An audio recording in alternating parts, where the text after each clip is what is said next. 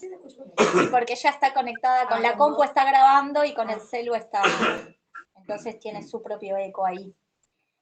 Igual voy a esperar a Lucas. Ahí estamos. A ver qué pedí. Todas esas frases fueron tan hermosas, quedaron grabadas ahí, está bien. Por eso digo, saber qué pedir, qué querés pedir y por otro lado, pedir cualquier cosa. Sí, lo que pasa es que tiene en la base un imposible. Si sabes lo que querés, que arrancas. Es claro. como el amor. ¿Quién? ¿Quién sabe lo que quiere? No, bueno, por ahí pienso que en términos que vos querés que haga tal cosa relacionada a alguna tarea específica. Sí.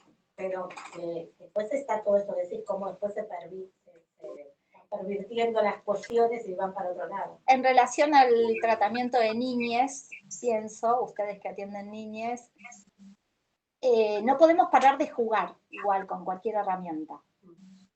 ¿A vos que te gustó el concepto de perversión? De hecho, así lo define Virilio. ¿Conoces? Paul Virilio. Paul Virilio. Después te muestro el libro. Por ahí alguna vez me cruzaron. Bueno, habla de perversión de uso, es la idea. ¿Perversión? De uso, ¿no? Y los niños todo el tiempo, pero nosotros lo hacemos con cualquier herramienta también. O sea, no tenemos un destornillador, usamos un cuchillo. Ahí tenés como una muy mínima básica, pero que ya ni siquiera la vemos como perversión de uso porque ya está extendido ese uso, entonces un cuchillo es un destornillador, todos ya asumimos eso, digamos, ¿no? Cuando yo era muy chico y llegaron a la Argentina de Brasil, estos objetos eran naves espaciales. Son resaltadores fosforescentes. Yo jugaba que eran más aparatosos, estos son más dinámicos ahora. Pero antes eran como más aparatosos y tenían como una cosa, y para mí eran naves espaciales, puede estar horas. Claro. Bueno, eso que un niño hace con cualquier cosa para jugar, o sea, es imposible de hacer si no hay una perversión de uso. La perversión de uso, adaptación paradójica o adaptación secundaria, después les mando fotito. Son dos páginas, ¿no? Son 2 páginas nomás. Y si no hay manera de coger si no haces perversión de uso del cuerpo, ni hablar. Obvio. Perdón, pero ya arranca la hora en que ya desbarranco, ¿está bien? Pero es un concepto muy interesante entonces para donarlo. Voy a donarles el concepto de perversión de uso porque se pueden pensar varias cosas de la clínica desde ahí. Y Virilio nos encanta porque es como Castoriadis, como Bifo, ¿viste? Esos que el tipo es arquitecto, más filósofo, más arreglador de bicicletas, más esa gente que hizo de todo en la vida y estudió de todo y entonces cuando está observando algo siempre está observándolo desde varios lugares. Bueno, Cari, con el psicoanálisis también hacemos perversión. Sí. No sé si todo el tiempo, ¿no? Sí, claro. Hay gente que se sigue haciendo el muertito. Hay gente que se sigue haciendo el muertito, sí. Nos llegan todo el tiempo. A mí me gusta porque vos hablás, dicen la gente que viene. A mí porque vengo de 2 o 3 que yo les decía, hablaba 40 minutos seguidos y me decía el hola y el chau y nunca, pero que creo que también tiene que ver con lo que Sebas decía antes, ¿no? De no jugarse. No decir nada, digo, como para salvarse de que no haya consecuencias, y la consecuencia es esta, ¿no? Vos me hablás, dicen. Esperá que algo más, bueno, el libro se llama La inseguridad del territorio, así se llama el libro, y los capítulos que recomiendo, ya no son 2 páginas, son 2 capítulos ahora. Bueno, hay uno que se llama, es el 7 y el 9. Esos son los capítulos. En el 9 está el concepto de adaptación paradójica o perversión de uso, que además es toda una crítica al funcionalismo. Vieron que el funcionalismo es una corriente de pensamiento filosófica, pero también sociológica, que habla de las funciones de las cosas, y que es algo que también está bueno pensar, porque hay un gran fascismo en el funcionalismo, ¿no? Que es que las cosas tienen una función. Mirá qué fascista que es eso. O que deban ser funcionales. O que deban ser funcionales, ni te cuento. Eso lo vincular. ¿Y para qué sirve? No, además en lo vincular es trágico. Pensar que un compañero, compañera tenga que ser funcional a cuestiones de necesidad tuya, del devenir de tu vida, es meterlo en una caja y si no entra en esa caja no sirve. Digo, es tremendo Sí. eso, porque en los últimos 2 años me he encontrado con circunstancias así. Es la pregunta, ¿no? Respecto a las Personas que me relaciones. dicen, ¿Funciona? no me Veamos es si funcional funciona. tener esto con vos. No Me funciona. quiero pegar un tiro, digo, ¿cómo que es funcional? Digo, no soy Pero una cosa. lo que están diciendo ahí, sí, lo que están diciendo ahí es si funciona, ¿no? Que es la medida de lo que funciona, lo que no funciona, si no funciona lo interrumpo. Y lo que pasa es que después te encontrás con que sí, interrumpís lo que no funciona, pero no se interrumpe el lazo gozoso. Que seguís evocándola, cada una semana seguís poniéndole un me gusta a algo a ver si vuelve para algo. Pasa un fueguito. No me manden fueguito porque no consiguen nada de mí con un fueguito. O no, con suerte no consiguen nada, consiguen el desprecio. Mirá lo que te cuento. Bueno, después les dono entonces el concepto porque me parece que es, primero que es lindo, pero además tiene que ver con esto, con que me parece que lo mejor que tenemos los seres humanos es que palabreamos sobre cualquier cosa, equivocamos y malentendemos cualquier cosa y además jugamos todo el tiempo, ¿no? Al toque nos ponemos a jugar. Nos dicen cómo usarlo correctamente y decimos, ¿y si le ponemos no sé qué, no? ¿Y si le ponemos ¿qué era lo que había hecho tu hijo que metió qué en el microondas? Una vecina, había de todo, pero una vez para ver qué pasaba, le metía una banana, una lata con cosas. Bueno. Ahí está. ¿Te acordás el día que tuvimos mucho tiempo de icono de nuestro chat? Una persona que había armado con almohadas. Me lo acuerdo perfectamente. perfectamente. En nuestra casa. Un día llegué y había una persona armada con almohadas, vestida, almohadas, todos. Y había una persona sentada así en esta posición. Sí. En esta posición. Era bueno ese icono. Ese icono era muy bueno. Era muy bueno, era el icono del chat del equipo de Otra Escena. Esa foto. Y era una persona con almohadas armada por Ignacio cuando estaba aburrido. Un homenaje a los analistas abstinentes era ese. ¿Cómo? Claro. Claro. No tenía, ni siquiera tenía para que salga, no tenía cabeza. No tenía cabeza. Con eso alcanza para ejercer el psicoanálisis desde ciertas teorías. Bueno, vuelvo con algunas preguntas básicas. Yo a esto le quiero martillar bien porque no tenemos que olvidarnos. No tenemos que olvidarnos de 3 cosas que estaban en el manifiesto, no subí, me parece, el manifiesto no damos más. No tenemos que olvidarnos que usamos el lenguaje y lo usamos de manera pervertida, pero no tenemos que olvidarnos que el marco en el que hacemos eso es una gran axiomática. Ahora, ya voy a la definición de axiomática. Y esa axiomática dentro de la cual sucede todo lo que intentamos hacer es la axiomática capitalista. Y entonces, esa axiomática tiene efectos sobre el lenguaje y entonces, cada vez que los analistas intervenimos sobre el lenguaje, estamos interviniendo en la relación de esa existencia respecto del capital. Eso no tenemos que olvidarnos. Es fundamental. Entonces, vuelvo a estas preguntas. Algunas preguntas básicas de hace un mes. ¿Qué es el inconsciente o qué es el lenguaje? ¿Qué decimos cuando decimos eso? ¿De qué está hecho? ¿Qué estamos tocando cuando tocamos eso? ¿Qué nos hacemos tocar cuando nos hacemos tocar eso? ¿Cómo definimos un punto de singularidad? ¿Qué hace un analista? ¿Qué hace un análisis? ¿Qué hace un artista? ¿Qué hace el arte? ¿Y qué es un cuerpo? Esas preguntas fundamentales. Cada vez, todas las mañanas, nos volvemos a preguntar eso. ¿Sí? ¿Qué? ¿Ibas a decir algo, Lucas? No. Deshilachas de hace un mes. ¿Acá alguien quiere decir algo? Están muy bien. Perfecto. No. Bien. Deshilachas de hace un mes. Algunas definiciones de inconsciente que se me ocurrieron a mí. Las voy a decir, si quieren las abrimos, y si no, quedan ahí flotando y se retomarán en algún momento. Herida, viva y proliferante. La metáfora que se me ocurría era como de, no sé, capaz ustedes tienen alguna palabra para nombrar eso, pero viste como en alguna peli pasó algo así, viste como ese lugar por donde entra algún daño y que entonces en la piel queda como la piel modificada, como si fuera una cosa medio grumosa que te queda, pero que además puede seguir creciendo. ¿Se entiende lo que digo? A eso me refiero con herida viva y proliferante, que ha dejado la entrada del lenguaje en nosotros. Para mí, el inconsciente es eso. el ingreso de un virus, dice Burroughs. 2. Conjunto de huellas palabra que encapsulan o atrapan sensaciones y percepciones. Ese es el esquema del peine. Amo el esquema del peine. 3. Texto móvil que va quedando, así como el concepto ahí es cartografía, ¿no? Ahora vamos al concepto de cartografía, pero texto móvil que va quedando, efecto del proceso de producción de un cuerpo donde había carne. ¿Sí? Para mí es una definición de inconsciente. ¿Sí?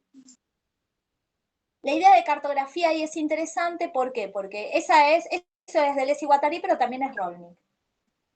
Una cosa es un mapa, dicen, el mapa es un calco, dicen, ¿no? Y el mapa es una representación estática, y una cartografía es un dibujo que intenta dibujar también las mutaciones, ¿sí? El otro día en la supervisión, cuando vos te fuiste, pero ya estaba, oh, eso está terrible, ¿eh? Eso está terrible. Bueno, alguien supervisaba una situación que era muy interesante. El pibe lo que hacía, el pibe está en llamas está el pibe, y 2 internaciones psiquiátricas en 3 semanas, o sea. Tiene un algo, de lo cual disfruta mucho, que es, apenas termina el partido de fútbol, ir a modificar Wikipedia. La Wikipedia con las estadísticas. ¿No es buenísimo? Ya te encantó. Te encantó. Y entonces ahí se armó un debate, ¿no? Sobre modificar el pasado, porque él dice, si yo pudiera modificar el pasado, ¿no? Y entonces lo que yo les digo es que una cosa es modificar el pasado y otra cosa es actualizar, ¿no? Que a mí me parece que eso también produce una modificación, es una actualización, y la cartografía lo que hace es actualizar la imagen, y la actualiza como en el tempo, en esa pulsión de lo que va aconteciendo. Entonces vuelvo a la definición de inconsciente, esta tercera. Texto móvil que va quedando, efecto del proceso de producción de un cuerpo donde había carne. ¿No? ¿Cómo hacerse de un cuerpo? Bueno, esa es una pregunta para la vez que viene. Pero mientras tanto decimos que el acto de hacernos de un cuerpo deja el inconsciente como residuo, como registro, como reservorio, incluso como testimonio. ¿Sí? ¿Estamos ahí? Mira lo que dice Bifo respecto a lo del cuerpo. A ver, dale. La conjunción es la sintonía provisoria y precaria de organismos vibratorios que intercambian significado. El intercambio de significado está basado en la simpatía, en un patos compartido. La conjunción, por lo tanto, puede ser vista como una manera de volverse otro. Cuando las singularidades se conjugan, cambian, se transforman en algo diferente de lo que eran anteriormente. De la misma manera en que el amor transforma al amante.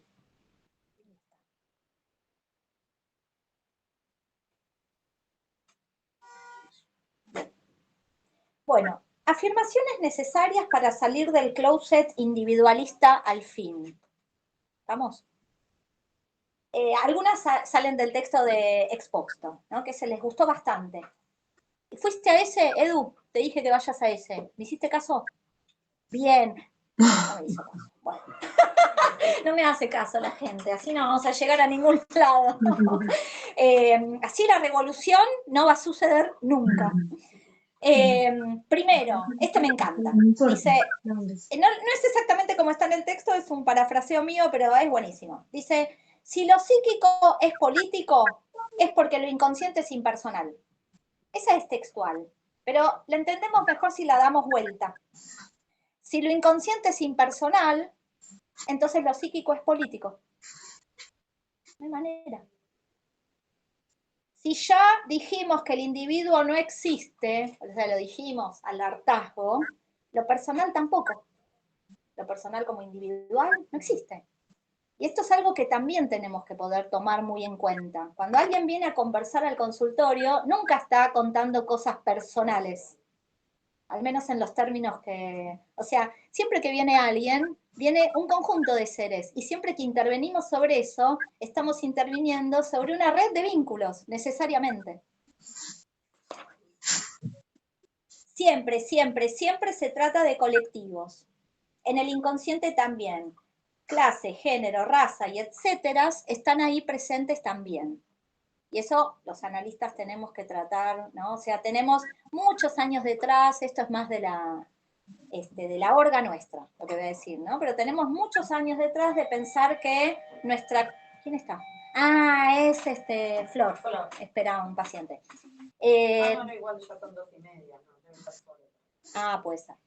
Digo, de pensar que... pensar que no estamos interviniendo sobre cuestiones políticas, o que no habría que hablar de cuestiones políticas, por ejemplo, o que lo político queda afuera, que solo se trata de lo personal, ¿no? Estamos como en esa discusión todavía muchas veces. Y es imposible que no esté presente. La época, la raza, el género, la historia, las discusiones políticas, los debates del tiempo. Perdón, como si lo personal aconteciese en un espacio de intimidad que no existe en realidad. ¿Se entiende lo que digo? Sí, o sea, sí. Asumir lo personal como íntimo, que también es, ¿no? Entonces lo íntimo acontece en un lugar donde todo el mundo no interviene en lo íntimo. Eso, estuvimos mucho tiempo diciendo eso nosotros. Es una pavada, digo, no. Sí, pero el psicoanálisis, no sé si el psicoanálisis, quizás los psicoanalistas, ¿no? Tuvieron mucho tiempo sosteniendo eso, que podía existir, y además de una intimidad que es de mí hacia adentro, además, ¿eh? Claro. Ni siquiera es de una intimidad que se da en este encuentro, ¿eh? Claro, es muy loco lo que dijimos, ustedes se dan cuenta, ¿no? Pienso también en una máxima que hay de las reuniones familiares a veces de no hablar de política. Sí. Porque dentro, bueno, que hay alguna conexión, claro. Eso es de política.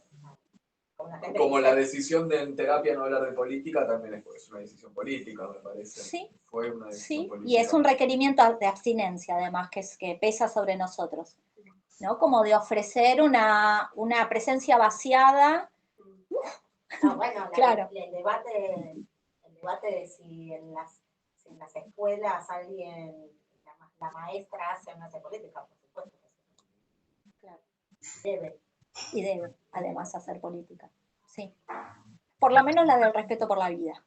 Por lo menos esa, ¿no? Que es la política de las políticas, ¿no? Esto acá, no. En contra de esa vida, no. Toda vida vale. No sé, esa, por lo menos. Entonces, bueno, nuevamente volver a poner, ¿no? En el centro, me parece, para nosotros, esta idea de que hay algunas cosas porque después son inercias. Aunque luego reflexionemos en otros términos, las inercias nos llevan ahí, como a vaciar, a neutralizar, a la idea de que esta persona está acá con las cosas que tiene adentro, y que las cosas que tiene adentro no tienen ninguna conexión con la época. Es muy raro todo eso. Voy a lo del capitalismo y Sebas tiene algunas cosas para ir echando. Cari primero.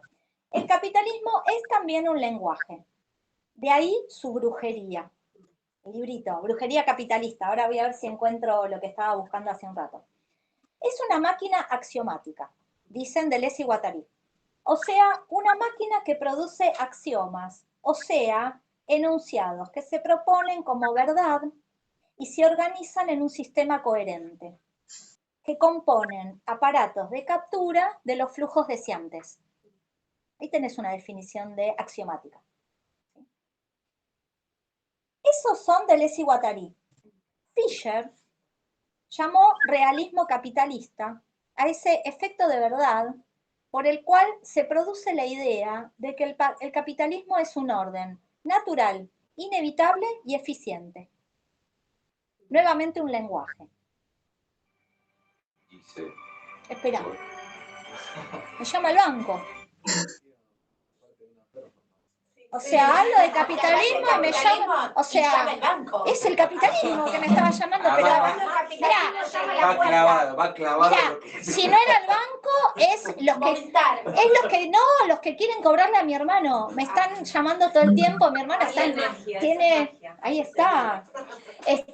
Sebas, amplía la idea de realismo capitalista de Fisher. A mi entender, el realismo capitalista no puede limitarse al arte o al modo casi propagandístico en el que funciona la publicidad. Es algo más parecido a una atmósfera general que condiciona no solo la producción de cultura, sino también la regulación del trabajo y la educación, y que actúa como una barrera invisible que impide el pensamiento y la acción genuina.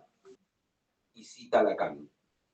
Para Lacan, lo real es aquello que toda realidad debe suprimir. De hecho, la realidad se constituye a sí misma gracias a esta represión. Lo real es una X impávida a cualquier intento de representación, un vacío traumático del que solo nos llegan atisbos a través de las fracturas e inconsistencias en el campo de la realidad aparente. De manera que una estrategia contra el realismo capitalista ahí está. Podría ser la invocación de lo real que subyace a la realidad que el capitalismo nos presenta. Y trae un ejemplo que es demoledor. La catástrofe ambiental es un real de este tipo. Me encanta.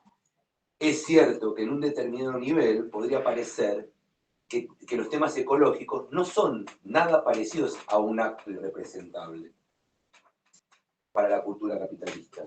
El cambio climático y la amenaza del agotamiento de los recursos no son temas reprimidos en lo absoluto. Están incorporados en la publicidad y el marketing que nos bombardea a toda hora. Lo que este tratamiento de la catástrofe ambiental demuestra es la fantasía estructural de la que el realismo capitalista depende entero. La suposición de que los recursos son infinitos. Y que la tierra no es más que una piel de serpiente de la que el capital podría desprenderse sin problemas y que en el fondo todo podría resolverlo el mercado. Eso, en los migrantes, ¿no? Y cómo eso... Nos quedamos pensando bastante, de hecho, lo siguiente que pensamos fue en los migrantes. Los migrantes. Con él. ¿Y cómo aparece la propaganda sobre... Porque lo que plantea es que la propaganda como... O yo entendí Sí, asimila eso como para... No, se lo dice también en la brujería capitalista, esto de la solidaridad. Son dos términos bien del capitalismo, ¿no? Ser solidarios, ser los benefactores. Y lo que hacen es sostener y relanzar el... Vuelvo a leer lo de la estrategia porque con Cari antes hablábamos de que no encontramos al final de estos textos opciones. Y esto lo traigo de vuelta porque es bastante importante, porque me parece que de manera que una estrategia contra el realismo o el capitalista podría ser la invocación de lo real. Esto, que subyace a la realidad que el capitalismo nos presenta. O sea, debajo de Greenpeace, ¿no? Debajo de la imagen de los bosques quemándose, traer lo que realmente es.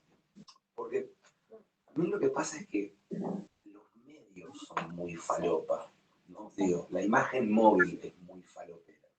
Pero a eso me refería, porque todos, ay, qué terrible, la deforestación, pero, digamos, y eso genera como cierta, inclusive a veces sensación de que se están ocupando de eso, de que hay alguien que en algún lado se está ocupando de eso, del calentamiento global y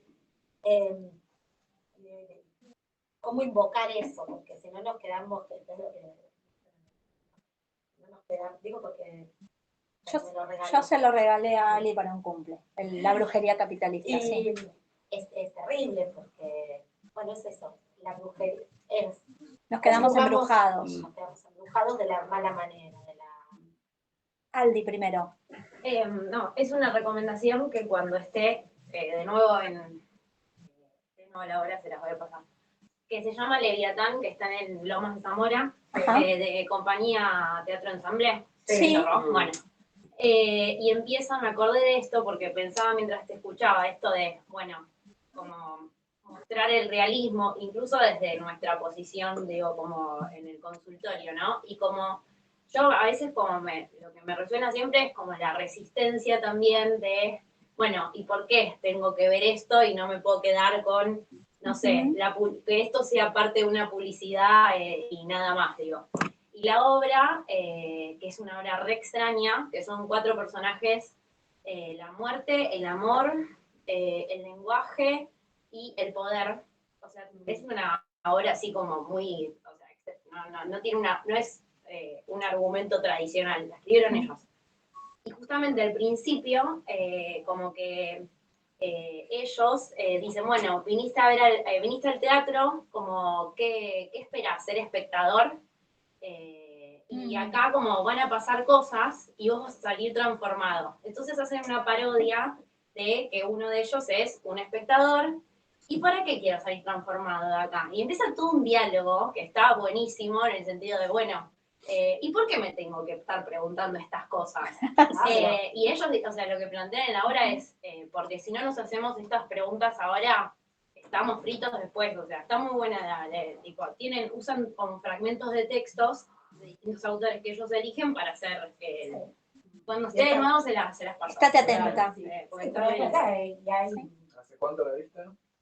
La vi en junio, mayo, sí. Está dando vueltas. No, la van a volver a hacer porque les fue bien, así que, o sea, como que empezaron con... Funcionó. Sí, empezaron con 4, y aparte es muy amoroso, tipo, te reciben, no sé, con un tecito, o sea, como todo muy íntimo, ¿viste? Y está buenísimo, la verdad, para ver. Íntimo de la posta. Todo. Todo está. Lucas, querías decir algo, ¿no? Hace un ratito hiciste Sí, gesto. Justo está relacionado con una obra que vi el otro día, que la van a volver a ver en septiembre, que no puedo creer cómo mientras vi la obra no pensé en todo esto, en este taller. Brujería. Recién me pasaba que decía, ay, estos conceptos, ¿dónde los vi hace poco? Era obvio. Estaban así, como a los gritos.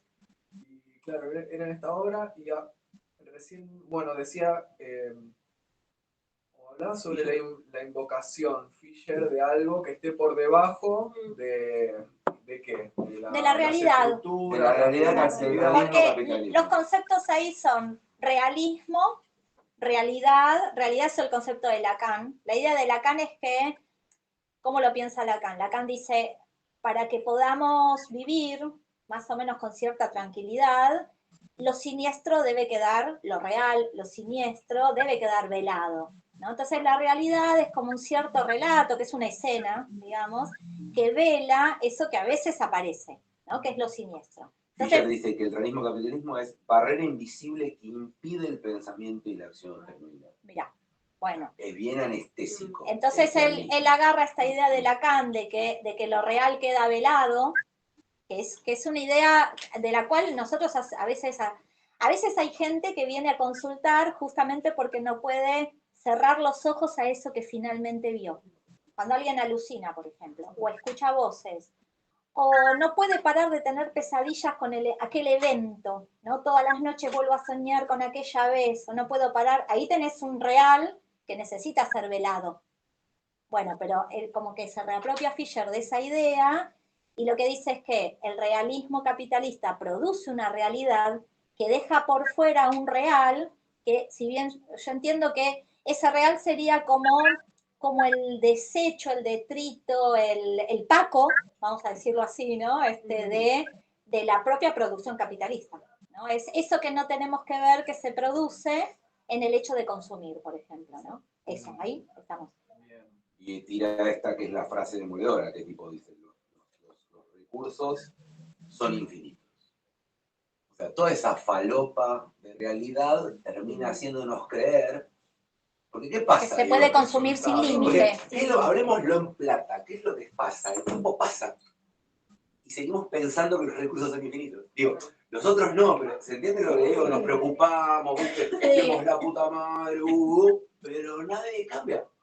Entonces, lo que subyace es una comodidad a pensar, bueno, tipo, a ver, voy a decir una cosa un poco. Nosotros tocamos el botón del baño y eliminamos nuestros desechos con agua potable. Eso me hizo ver una persona en Bolsón. No hay agua potable. Me dijo, vos para retirar el botón y que te vayas a tu mierda de tu pis en Buenos Aires, usás agua potable. Agua potable. ¿Entendés lo que digo? O sea, estamos... Y viste que uno a veces tira la cadena porque tirás un papelito, porque te pinta, o abrís el grifo y lo dejás abierto. Lo que digo es, está esa cosa, si se quiere inconsciente, de que es inagotable. ¿Entendés? Entonces toda esta falopa de los bosques ardiendo, ¿viste? No nos hace tomar conciencia de que son agotables. No, esa es como la captura de la imagen. Y Eso lo hace nos escandaliza. Escandalizamos, porque eso lo hace muy bien el Y cada vez capitalismo. menos pienso nos escandalizamos. Sí. Cada No, como vez- que decís, bueno, ya está.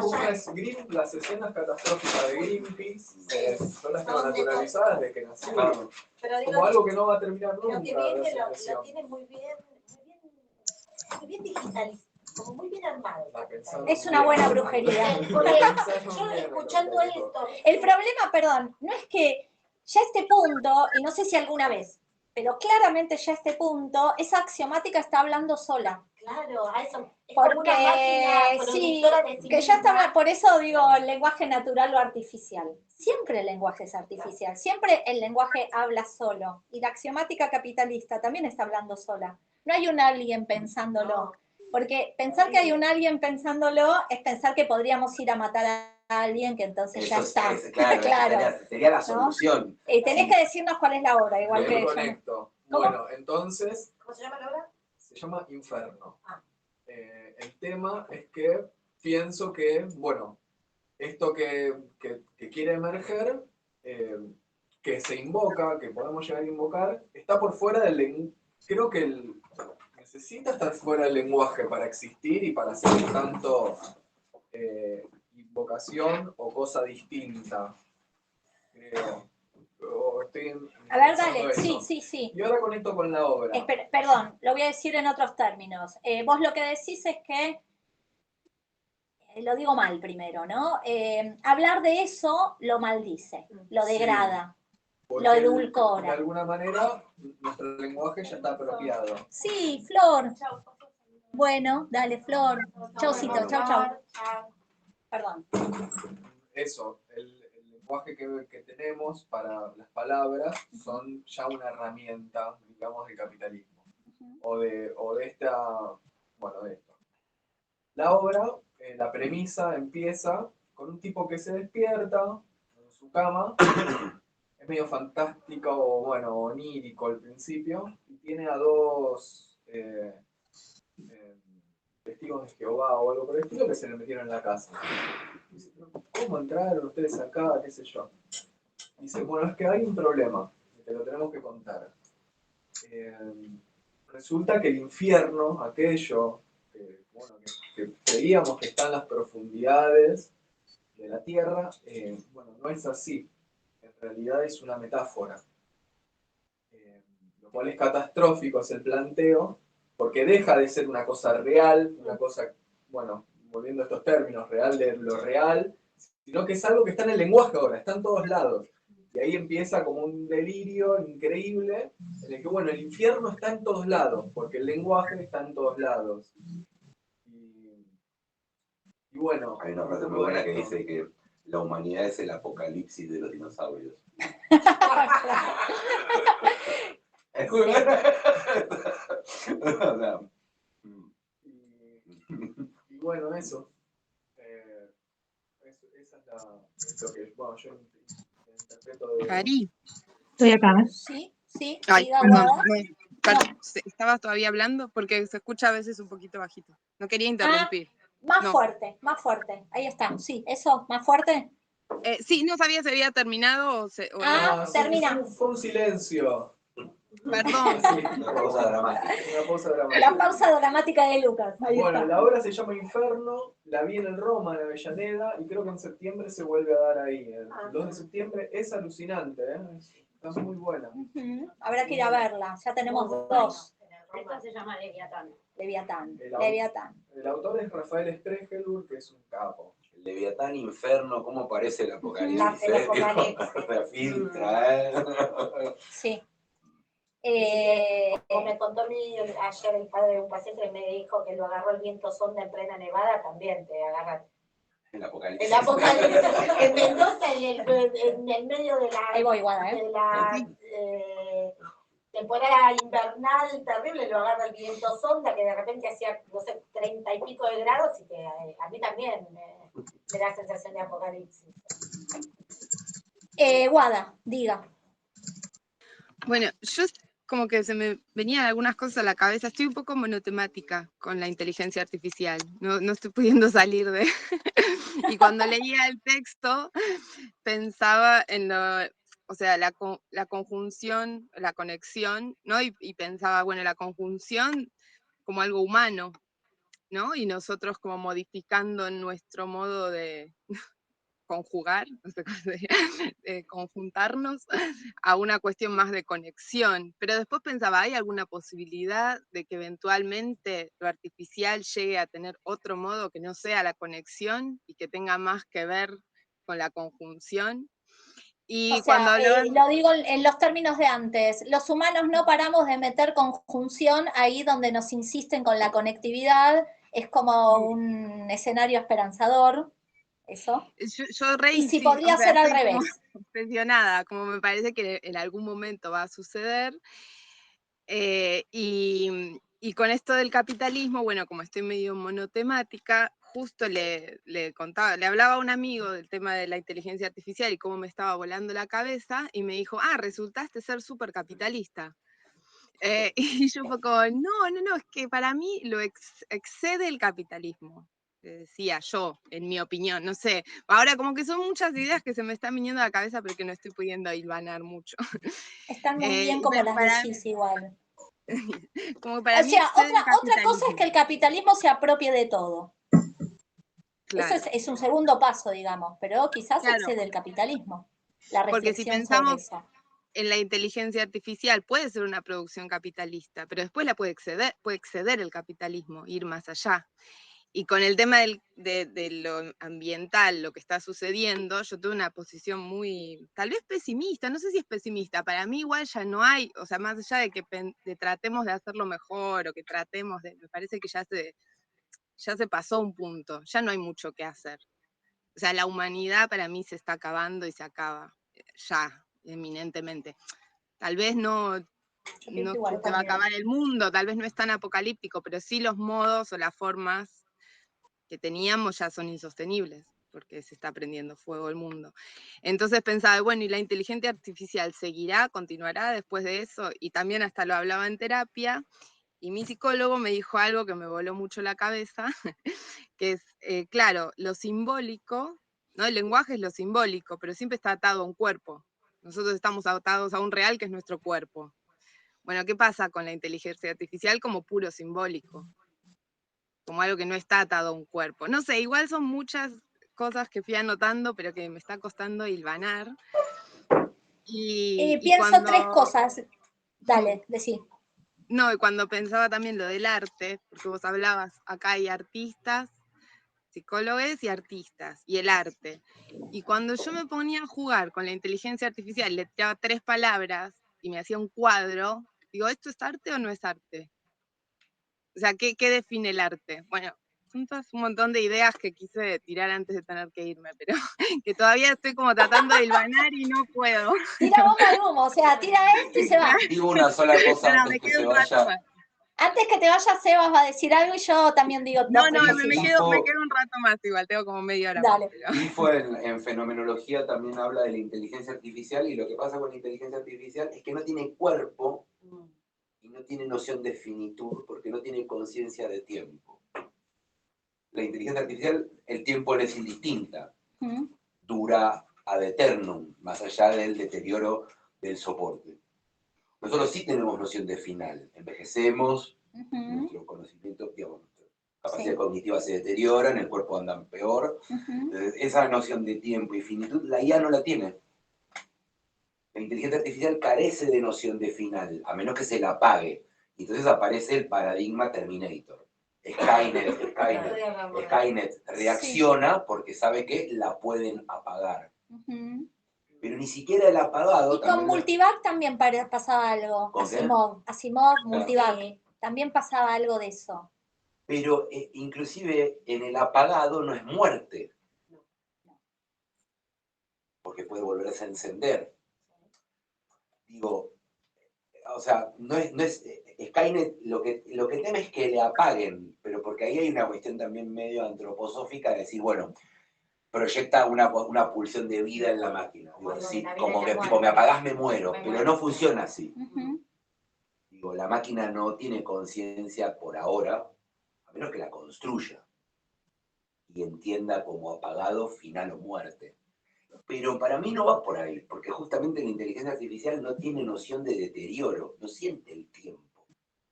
ChatGPT puede ir aumentando en 4, 5, 6, 7, pero eso no le da conciencia de tiempo. Groys dice que sí, lo que puede tener conciencia la máquina es de volverse obsoleta. Las máquinas sí pueden entender, que eso se ve en una película de Steven Spielberg que ya tiene 20 años, que es inteligencia Todo artificial. tiene 20 años, Sebas. Que son los robots, que son los robots viejos y ¿O los no? robots nuevos. ¿No es que todo tiene 20 años ya? Pensaba cuando decías esto, ¿te acordás el despelote del año 2000 y de Claro. Los relojes. No, y las computadoras. Sí, que Sí, sí no iban sé a qué- poder registrar el registrar- cambio de milenio. Del 00, sí, Sí, sí. como si no iban a tipo volver como a un año cero de la humanidad donde, no sé, Claro, pero para decir a la compañera que hablaba del tema de la IA no sabe del tiempo, no entiende, o sea, digo, no, eso quiere decir, porque no entiende de tiempo como deterioro como lo entendemos nosotros. Entonces, no le teme a la muerte. Si lo llevamos al llano más básico, no hay temor por la muerte. Ni la enfermedad, ni la soledad. Digo, una IA no teme estar sola, una IA no teme no formar prole, no tener familia, no teme a la muerte. Sin conciencia de muerte, digo, es difícil también, no sé, pensar que no sea algo que igual carezca en sí, porque me voy a poner un poco poético, de alma. Lo que yo pienso, igual mientras te oigo, pero porque medio estoy en una de pensar que no hay diferencias, en realidad. No. ¿No? Lo que yo pienso es, ¿cuáles son las razones por las que nosotros tememos a todo eso? ¿O cuáles son las razones por las que desarrollamos empatía o borde respecto del daño de otro? ¿No? Si necesitamos de todo un engranaje penal, es porque eso no es natural. Y con la IA es medio parecido, ¿no? Que necesito una serie de reglas. Eso está en Asimov también, ¿no? Que son, eso era... Yo robot. Yo robot, Tres- claro, las tres reglas leyes de la robótica. robótica. Ahí está, ¿no? Nada, me parece como que eso, como dice Guada, todavía es como una espuma que tenemos acá, ¿no? Que... igual me quedo pensando en esto que decís, porque digo, es verdad que la humanidad ha necesitado. Es lindo el gesto que haces cuando decís humanidad. No sé, como que Qué displicente, la sí, humanidad. no sé bien Eso. qué es eso, digo, pero esto de las leyes Ujú. bueno. Después pienso, y me quedé pensando esto que dijiste, digo, como es lo mismo que empatizar. Claro, por eso. Yo pensaba, y luego además, todo esto pasaba acá adentro, ¿no? Entonces yo pensaba en relación a la conexión, sería, ¿no? A la conexión en Bifo, que es toda la línea de la empatía, de los afectos del otro, ¿no? Es toda esa línea que desarrolla. O conjunción. La conjunción. Conjunción, lo otro es conectividad, en conjunción, y entonces yo pensaba en todas las, voy a usar la palabra patologías, pero como para ir rápido, simplemente, no es una palabra que nos guste, esa. O existencias, ¿no? Las existencias Asperger, o las existencias, ¿no? Todo esto del no poder sentir, no poder...